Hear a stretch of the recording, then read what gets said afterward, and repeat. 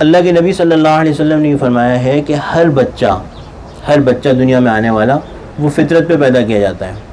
फितरत से मुराद दीन इस्लाम है, अल्लाह ताला की बात मान के चलना। हर बच्चा इसी बात पे, इसी नेचर पे पैदा किया जाता है। आप में से कोई इंग्लिश कौन समझता है जो उर्दू ना समझता हो? Is there someone who only understands English? Do you want to translate for him और are you okay? If you want I will keep repeating a few things in English, but since we did announce that this is Urdu Majlis, so sorry, but I make dua for you, my friend Nizam, who's come from medicine. He only understands English either, which is a good thing, but but I make dua for you guys that may Allah give you more than the people who understand Urdu. So सबर के भी तो पैसे होते हैं ना भाई, सबर के भी तो रिवॉर्ड होता है ना. there is reward for patience. You are sitting patiently, may Allah reward you for that.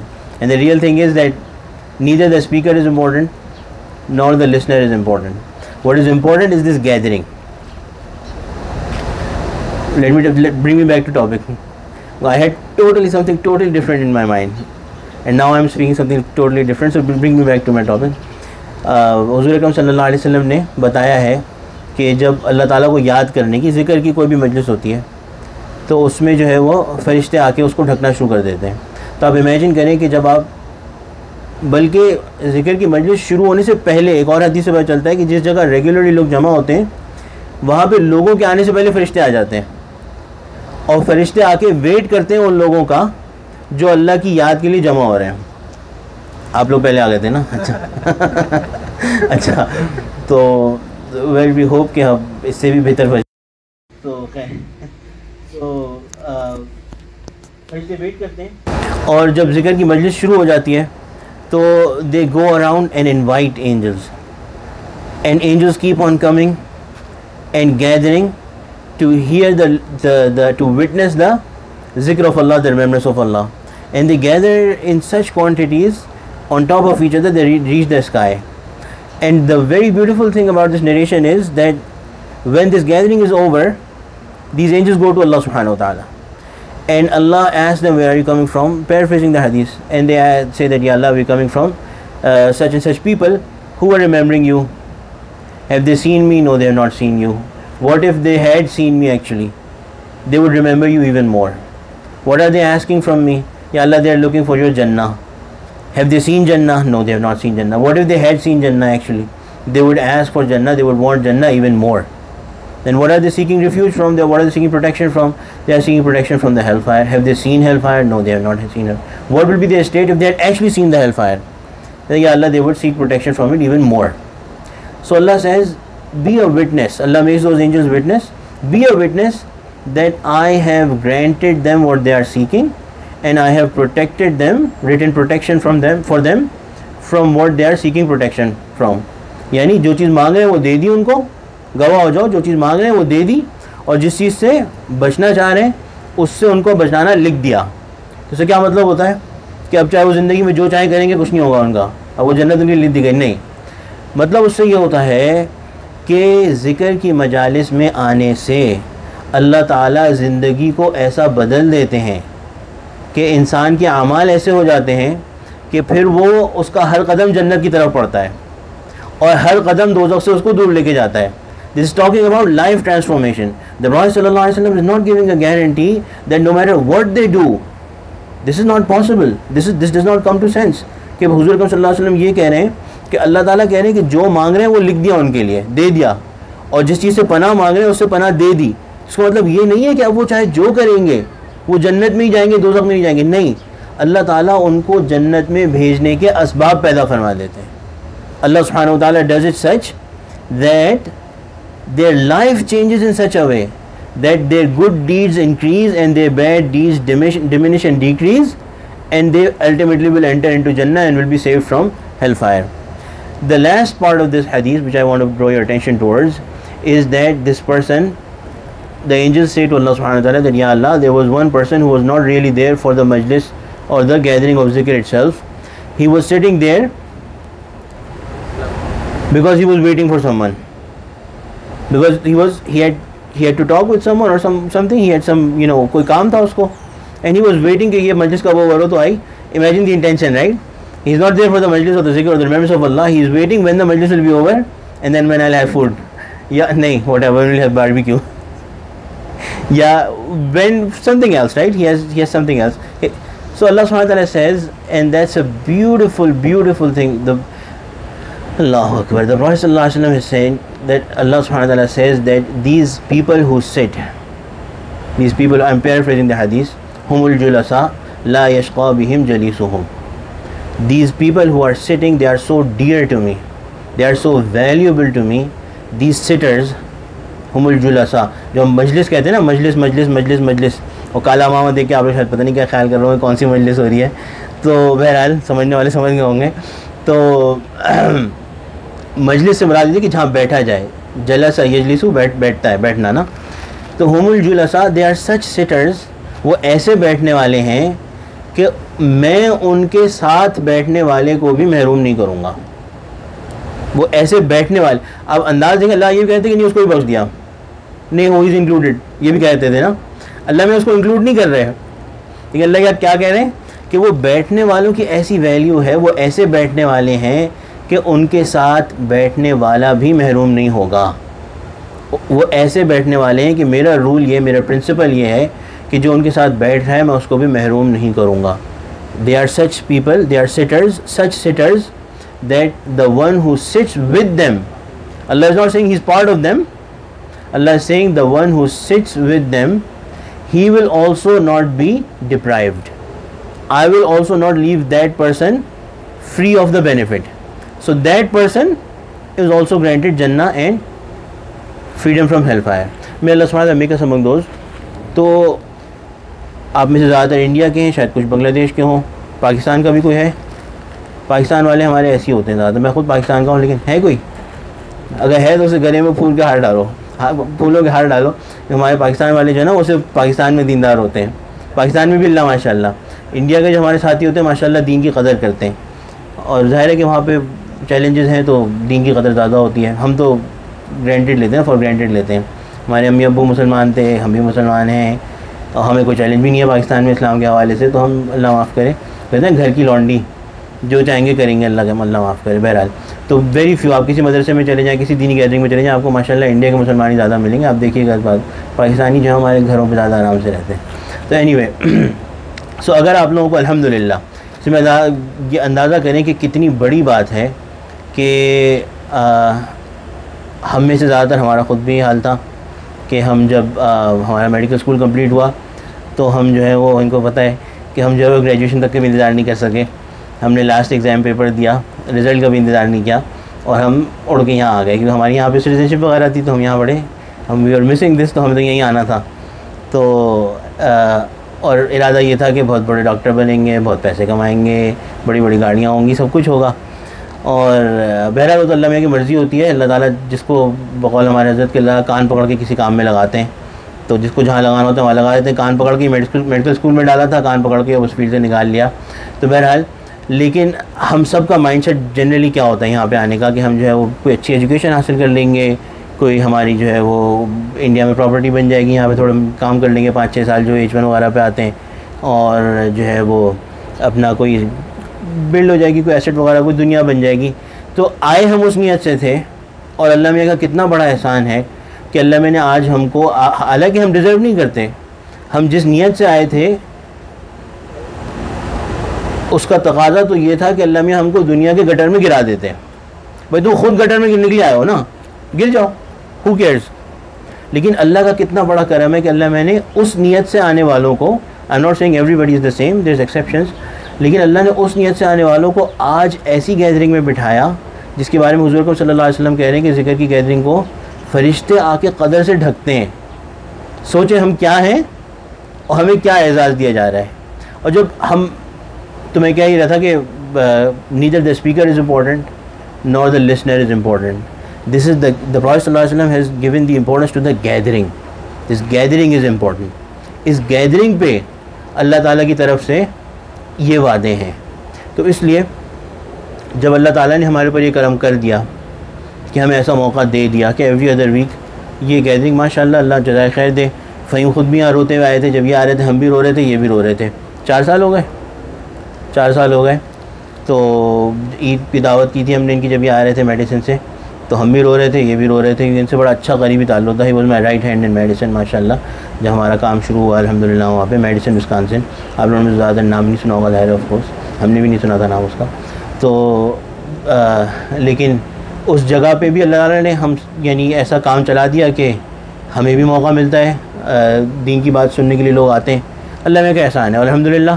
किसी को भी मालूम नहीं था, आज मैं देखता हूँ माशाल्लाह कि आप लोग इतने सारे जमा हुए हैं, दिल खुश हो जाता है कि अल्लाह मियाँ को आप में से कोई एक होगा जिसकी तलब ऐसी होगी अल्लाह की नज़र में कि अल्लाह में ने किसी को वहाँ से चलाया और यहाँ पे बिठाया और ये गैदरिंग्स करवाई।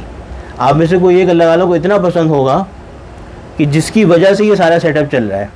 और ये होता है, ये होता है। हमारे बहुत बड़े शेख हैं, मुफ्ती नवाजुर रहमान साहब, इंडिया हैदराबाद के हैं।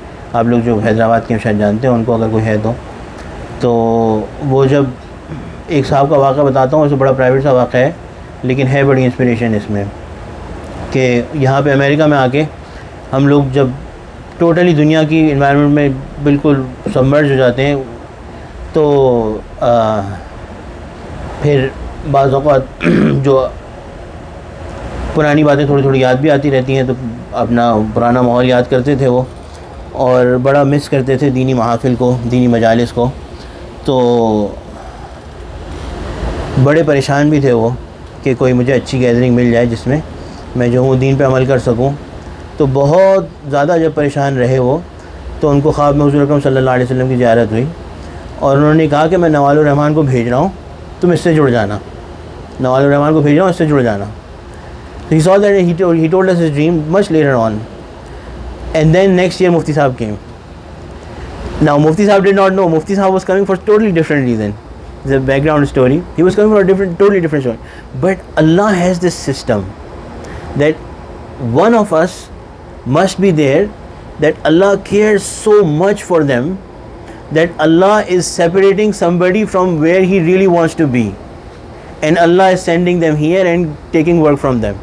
ये सारे अल्लाह ताला के काम होते हैं। बहरहाल हमारा काम ये है कि हम क़दर के साथ जुड़ें, क़दर के साथ जुड़ें, लगे रहें। इस ऐसी मजालिस में बैठने से इंसान का दिल ज़रा सा बैक टू इट्स ओरिजिनल जाता है। अल्लाह ताला हमारे बनाने वाले, अल्लाह ताला हमारे खालिक हैं, तो अल्लाह ताला को मालूम है कि हमें क्या चाहिए। जब हम किसी चीज़ को बनाते हैं ना, हम तो खैर क्या बनाते हैं, मिसाली तौर पर ये स्टेयरवे किसी ने बनाया है, right? So how did they make it? They got wood from the market, and the wood came from the trees. But who made the trees?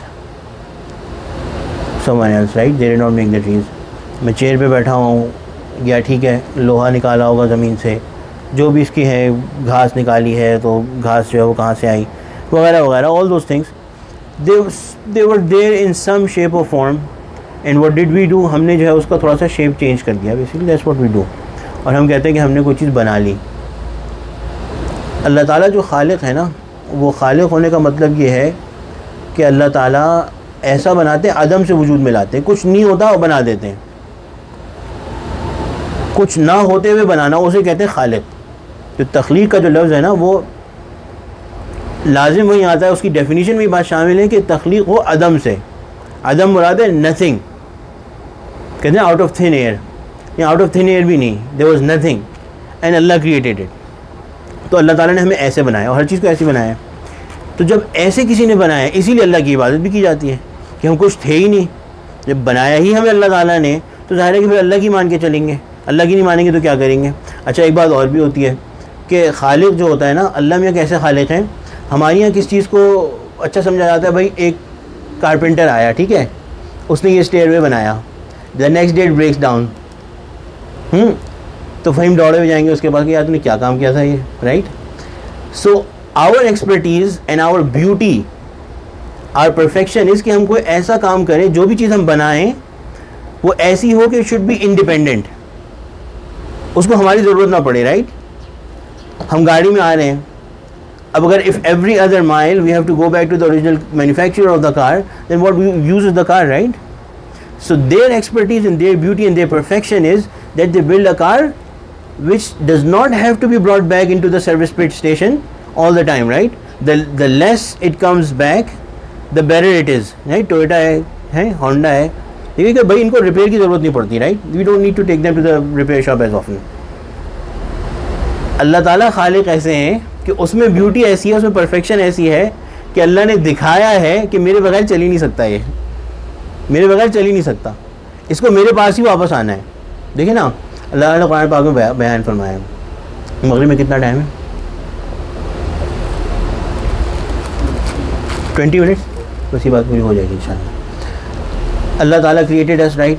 अब अल्लाह ताला हैज़ क्रिएटेड अस, अल्लाह ताला has told us a few things about our creation. We don't know, we are so ignorant. हम समझते हैं हमने बड़ा पता नहीं क्या पढ़ लिया। मेडिकल स्कूल करते हैं वो, at every other point we think यार ये कैसे हो गया, like such perfection, such beauty, ये काम हो रहा है। There so many things, right. हम अपने दिल को देख लें, मैं मिसाल देता हूँ कि अल्लाह का करम है, ये अल्लाह की रहमत है कि अल्लाह ने हमारे दिल का धड़कना हमारे काबू में नहीं दिया। We like to be, we human beings like to be in control, right, specially in this society we are in control, we can't even control. हज़रत हकीम रहमतुल्लाह अलैह फरमाया करते थे कि नाज़माबाद में एक डॉक्टर, नाज़माबाद यूनिवर्सिटी ऑफ कराची, नाज़माबाद में एक दिल का डॉक्टर अपने मरीज़ की दिल की धड़कनें गिन रहा था, उसके अपने दिल की धड़कनों का टाइम ख़त्म हो गया, दिल की धड़कनों का शुमार पूरा हो गया, मर गया वो। He was treating a patient, he died himself. तो हम तो अपने बारे में कुछ भी नहीं जानते। अल्लाह ने अच्छा किया कि हमारा दिल हमारे काबू में नहीं दिया, हमारी सांस हमारे काबू में नहीं दी। हम चाहें भी तो अपनी सांस नहीं रोक सकते। अगर हम चाहें कि हम अपने आप को कॉन्शियसली सांस रोक के मार लें अपने आप को या रोक लें, नहीं कर सकते। We just give up and we take a breath in, तो ब्रेथ इन। अगर हमारे काबू में दे दिया होता दिल तो क्या होता, उधर देखा और दिल का धड़काना भूल गए, होता ही नहीं होता। शायरी में कहते हैं ना दिल धड़कना भूल गया, वो लिटरली यही होता फिर कि हम कहीं देखते, किसी की तरफ देखते और कोई अच्छा लगता तो फिर हम अपने दिल को धड़काना भूल जाते, तो वो अच्छा लगना और उससे मिलना वो सब तो ख़त्म ही हो जाता, हम खुद ही दुनिया में से चले जाते। तो अल्लाह ताला ने अपने करम से हमारे काबू में दी नहीं ये चीज़ें, लेकिन जितना हमें बताया तो काशी में कहीं कहीं इशारे दिए हैं। मिसाल के तौर पर अल्लाह ने बताया कि तुम्हें भाई मैंने, अच्छा वो इशारे भी ऐसे हैं कि बहुत से तो हम बता भी नहीं सकते, खुद अल्लाह ने काशी में क्लियरली नहीं बताया, इशारा कर दिया। मिसाल के तौर पर अल्लाह ने कह दिया माए महीन से बनाया है। माँ कहते हैं पानी को, और महीन कहते हैं इहानत आमेज़ एक लफ्ज़ होता है उर्दू में, इहानत कहते हैं ऐसा कि जिसका जिक्र करना भी ह्यूमिलिटी है, जिसका जिक्र करना भी ह्यूमिलिएशन है। तो ऐसे पानी से बनाया है, और ज़ाहिर है हम पब्लिक में ऐसे पानी का जिक्र नहीं कर सकते जिसे हम from which we came forth. इसी तरह क्या कहा है, माँ इन दाफिक, सड़ा हुआ पानी, जो रॉटन पानी हो ना और मट्टी मिला हुआ, इस तरह मट्टी वो जो भगजती हुई मट्टी हो, ऐसी सड़ के पुरानी हो चुकी हो मट्टी जो बाकायदा बबल्स दे रही हो। So Allah has told us how He created us, from what He created us, right? Allah is our creator. He has created us. He knows us inside out, and He has told us how He created us. He has given us some pointers in the Quran. Not the total reality is not known, but He has given us some pointers. So one of those pointers is that Allah has created us from a very a water, a drop of water that is humiliation. Even to talk about it, you cannot talk about it in public. Even Allah has just called it Ma'im Maheen. A water full of, like, even the mention of it is humiliation. Also he's talked about clay. What? Rotten clay that has gone bad, stale, बहुत दिन से पड़ी रही और फिर सड़ गई. So Allah has created us from that. तो जब शैतान ने ये देखा था तो एक्चुअली शैतान was right. शैतान ने जो कहा था कि भाई ये जो बनाया है आपने, इस rotten clay, right? ये rotten clay से बनाया आपने और मुझे आप कह रहे हैं कि सजदा करो इसको. So what Shaitan was seeing was the human body. The Shaitan was seeing human body because that's what he said. You made me from fire and you made him from clay and rotten clay. So how is he more honorable than me? So if you look from the eye of Shaitan, this is true. He was right.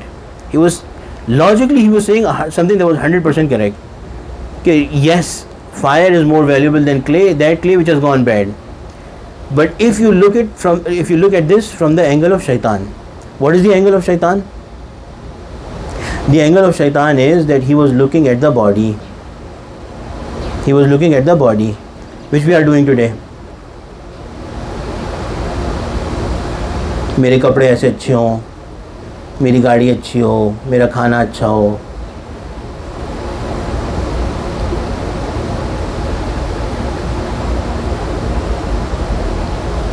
मेरा घर अच्छा हो,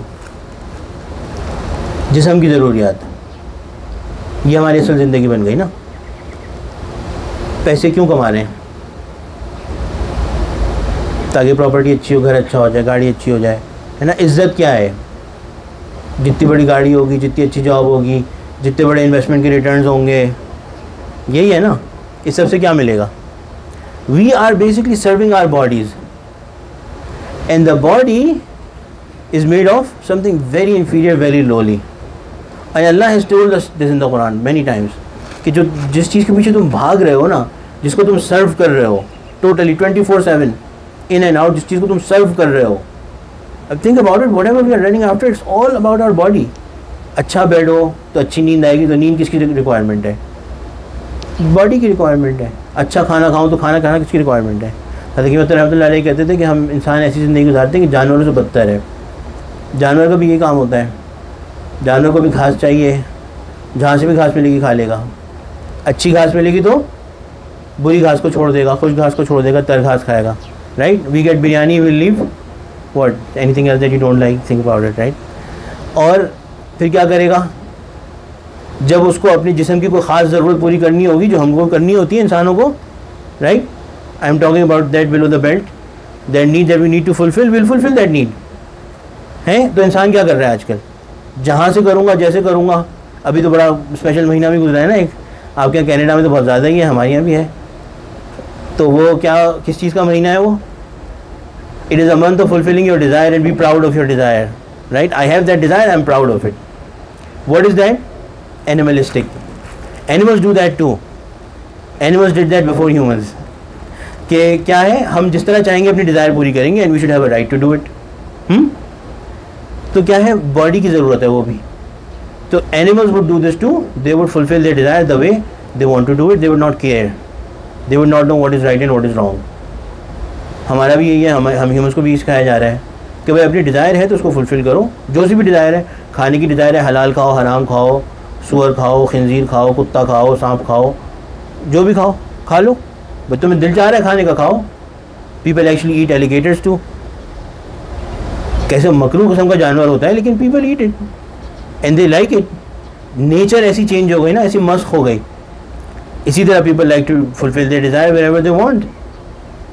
एक चीज़ आपको environment से और nurture से इतनी थोप दी गई कि now that feels natural to you, some people, so they want to do it.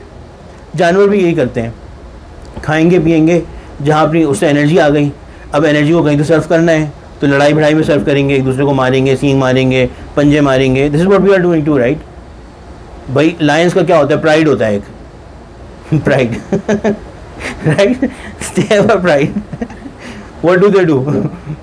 हमारे प्राइड में कोई ना आए, विल फाइट देम। अगर कोई और मेल लायन आ गया हमारे एरिया में तो विल फाइट देम, राइट। अगर वो जीत गया तो the pride is theirs. If another lion comes in a lion's territory and fights and kills that lion or makes him go away, then the pride is theirs, right? हमारे यहाँ भी यही चल रहा है। क्या चल रहा है? ये तो चल रहा है। और फिर जो है वो at the end of the day will go to the toilet. Animals don't even care about going to the toilet because we are human beings, we go to the toilet. But nowadays toilets are also public, right? तो क्या है कि खाया पिया, energy से अपनी ज़रूरियात ख्वाहिशात पूरी करी और निकाल दिया, निकाल के जाके सो गए। अगली सुबह उठे फिर यही काम है। पहले जॉब पे नाश्ता करेंगे, खाएंगे पिएंगे, पैसे की ज़रूरत पूरी करेंगे, फिर उस ज़रूरत को पूरी करने के लिए कुछ मेहनत करेंगे। जैसे कि जानवर भी निकल के जाते हैं, परिंदे भी उड़ के जाते हैं अपना रिज़्क़ तलाश करने के लिए, खाते पीते हैं, अपनी ज़रूरियात को पूरा करते हैं, जैसे करना चाहते हैं वैसे करते हैं, कोई उनको रोकने वाला नहीं है। और फिर आखिर में क्या होता है? दे excrete out whatever they built up and then they go to sleep. जो बहुत ऊंची सिविलाइजेशन है ना दुनिया की आजकल, वहाँ भी यही सिखाया जा रहा है। This is what they are making out of us. Allah ने कहा है कि there is a part of you that needs all of this, but that part has come from rotten clay, and that part is which the angels looked at it and they said what a dirty thing this is. When the parents looked at it, they wiped it away from the body and cleaned it, and because they were impure, They purified themselves by taking a shower, by taking a bath, right? Everybody hates that part of our body except us. The origins is from the ground. So कहते हैं इंसान का सिफली मादा, सिफली right, सिफली मादा, जिस्म का मादा. जिस्म कहाँ से आया है? ज़मीन से आया है, और जिस्म की ज़रूरियात भी सारी ज़मीन में है. Whatever you want to eat will come from the earth. लेकिन अल्लाह ताला ने जिस वजह से सजदा करवाया था ना, आदम अलैहिस्सलाम को सजदा जो करवाया था, और जो उसकी रीज़न बनता है, अल्लाह ताला फेयर है. अल्लाह ताला कभी भी कोई गलत हुक्म नहीं देते. हर every command has a reason behind it. A lot of times we don't understand it, but Allah ताला जो काम कराते हैं ना, वो अल्लाह ताला किसी वजह से कराते हैं. उसके पीछे यानी it's not a senseless idea. So जब कुरान में अल्लाह ने बताया है ना कि अल्लाह ने आदम अलैहिस्सलाम का पुतला बनाया, तो एक छोटी सी बात और कही है. अल्लाह ने फरिश्तों से कहा फ़इज़ा नफ़ख़्तु फ़ीही मिन रूही, जब मैं इसमें अपनी जानिब से रूह डाल दूँ. पहले तो मैं उसको बनाऊँगा, बनाया तो मट्टी से, फिर क्या है, उसको सही कर दूँ. इज़ा सव्वैतु, सही कर दूँ, उसको परफेक्ट कर दूँ, उसकी सिमेट्री, उसका नाक नक्शा सब सही कर दूँ. Then another thing, before you do sajda, there is one more thing that has to happen, and when that thing happens, then it becomes so valuable that you do sajda to him, and that is I blow into it रूह from my side.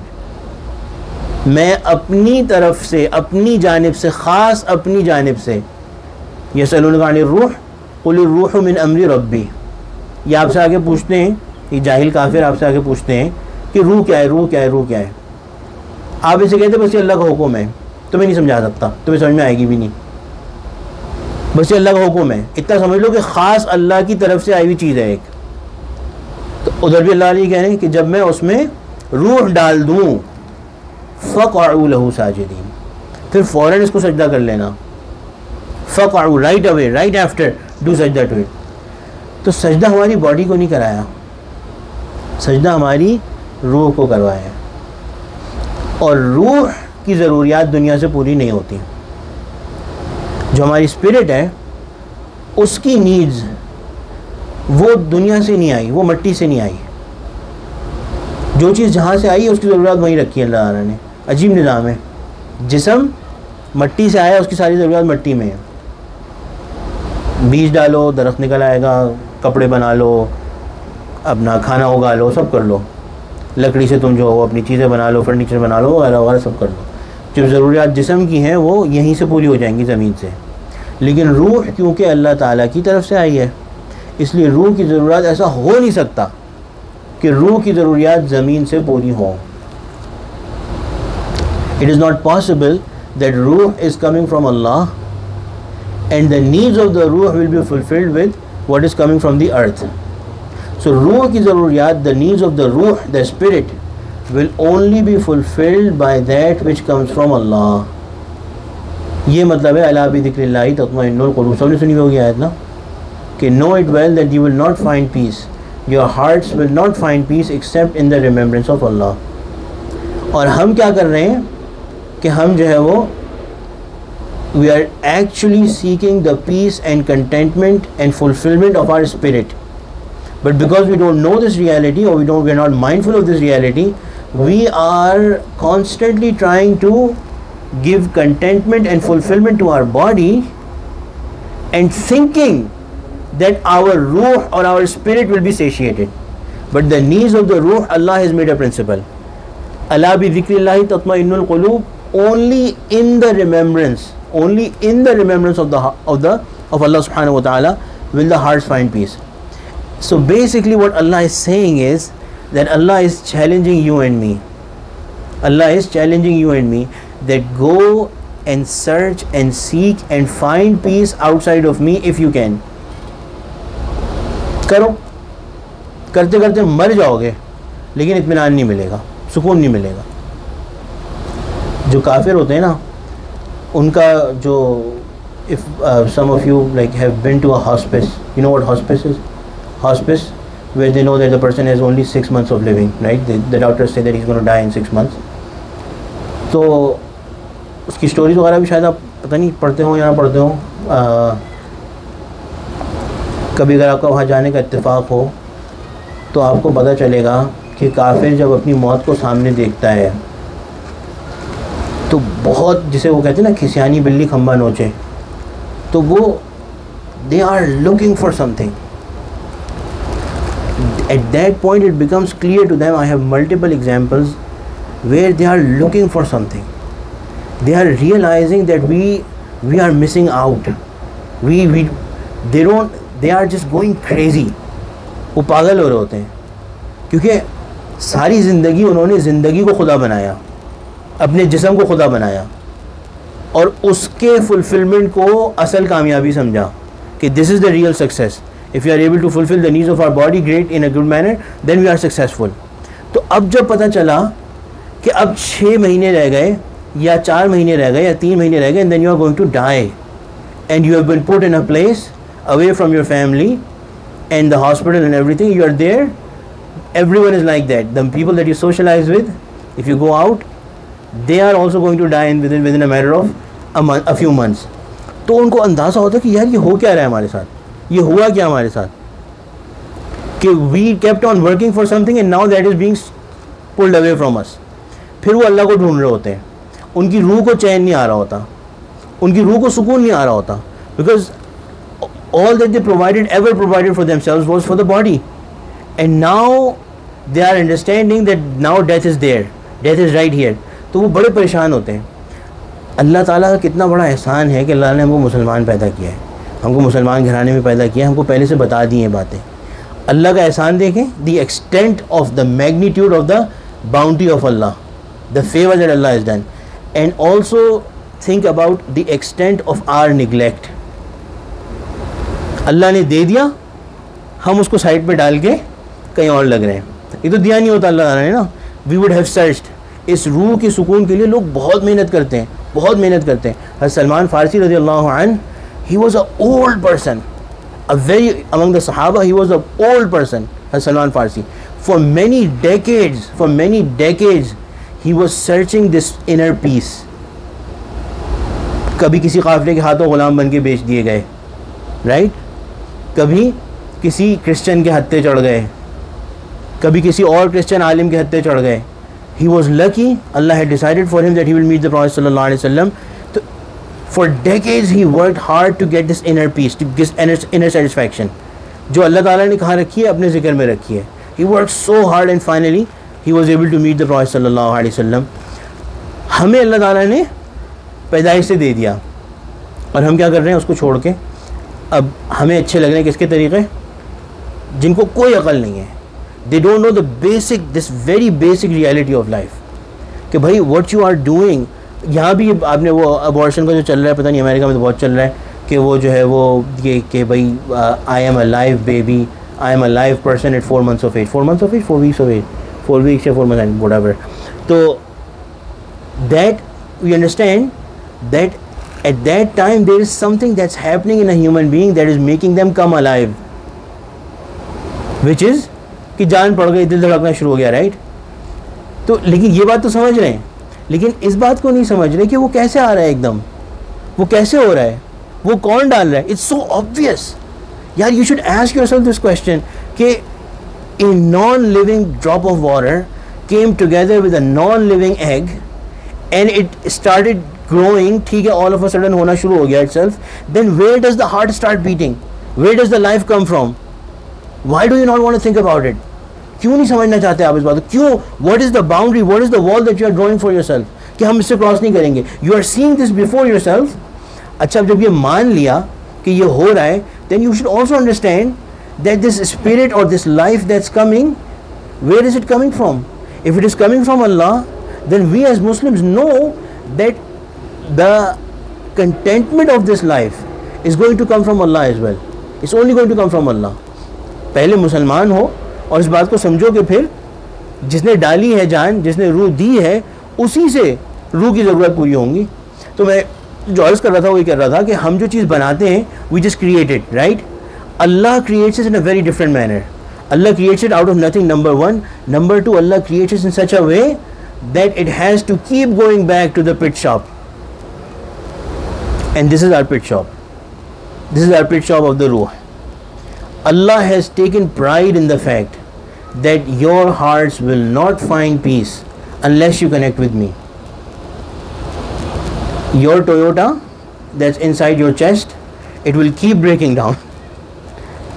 It will keep breaking down unless you keep bringing it to the pit shop of Allah subhanahu wa ta'ala. You keep bringing it back to the connection with Allah subhanahu wa ta'ala. तो अल्लाह ने इसमें pride, manufacture जो हम manufacture करते हैं ना, उसमें we take pride that it does not go bad. It's not dependent on me. I am done, I have built it, it will work on its own. 10 years, 15 years, it will work on its own. Allah has taken the pride in the fact that it will not work without me. No matter what you do, it will not work without me. इसलिए एक तो ये है कि our body as well, it's not only about the ruh. Body, if you go in depth, not death, depth, it is constantly, every single moment of our life, it is dependent on a command from Allah.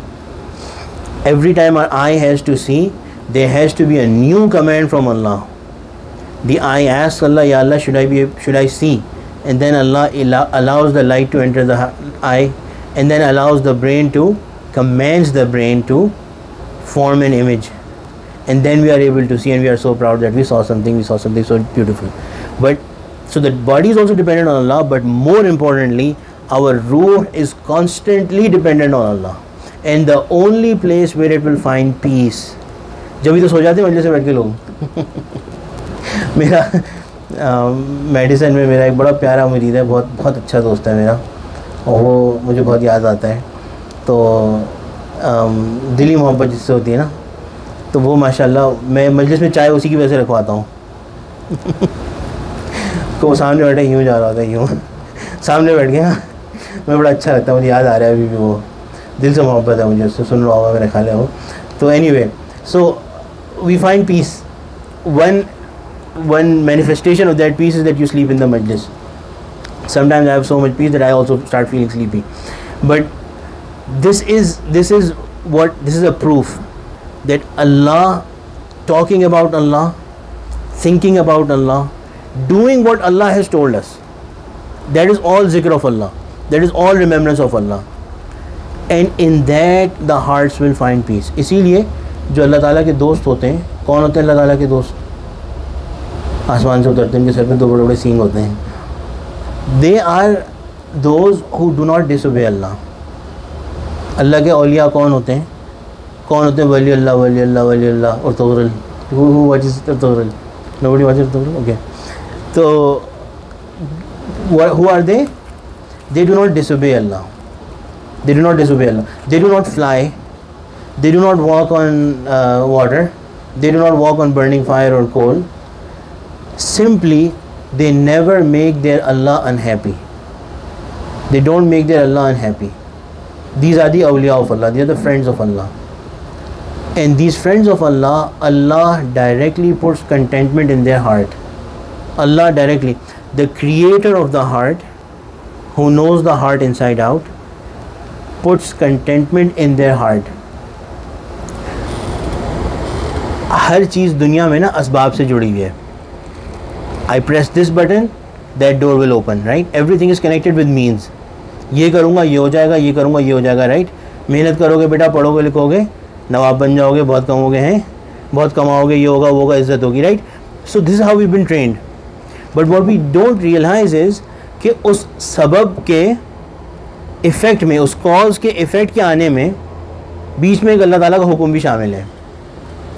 बीच में एक अल्लाह का हुक्म भी शामिल है. So a lot of times you do something and you don't see the effect because there was no command from Allah. हम सबका ईमान है ना भाई, ये तो whatever we do between the cause and the effect, there is the command of Allah. So a lot of times you take medicine and that same medicine that always treats your headache does not treat your headache sometimes. जिन लोगों को migraine हो, they will testify. Doctor साहब बैठे हुए, he does that all the time. 50% of the time he's not able to treat it. Because what happens is, I said this in a majlis once, and then I went out after it and I confirmed with him. Okay, rheumatology especially this happens. You keep giving this drug, sometimes the patient dies, but एक हकीम साहब थे, उनके पास एक इलाज के लिए, I'm sorry I'm not making fun of you, another हकीम साहब, नॉट दिस हकीम साहब। एक हकीम साहब थे, उनके पास वो पेशेंट को लेके आए, they brought a patient to हकीम साहब and he said oh ho he is very sick, I have to get the dirty stuff out of him, the disease causing stuff out of him, so he gave him a medication to make him defecate. So he started defecating, the patient started defecating. Then the next day the patient was even more weak and more sick, so they brought to the same Hakim again, and the Hakim said oh, there's so much bad stuff in the body, I'll give more of that same medication. And he started to go like anything and became dehydrated and very weak. The third day they brought him to the same doctor, the Hakim again. Okay, he was getting even sicker. He gave more of that medication, and the person actually died. So they brought him to the Hakim and said, "You killed him." He said, "Oh ho, फासिद मादा, गंदी चीज़ें इस कदर थी कि ये मर गया लेकिन गंदा मादा नहीं निकला इसका." He was like, "This person is dead, but the bad things that he had in him, they are still there. He died in the process, but the bad stuff that was in there, that didn't come out fully." So this is our way, that when we treat 50% of the time, our effects have a cause, our cause have an effect. 50% of the time or more than that, our efforts don't bear fruit. So in the cause and the effect, there is a command from Allah in between. If there is no command from Allah in between, then there is no effect. When Allah is saying Ala bi dhikrillahi tatma'innul qulub, that one from whose command everything happens, is saying you do not need the cause, you do not need the effort. I will directly, without effort, I, the one who created it, will also give sukoon to it, will also give fulfillment to it. Time क्या हो गया? पानी देने का मतलब होता है ना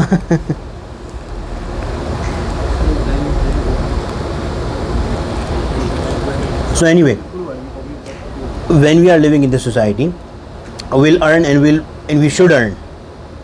We are here.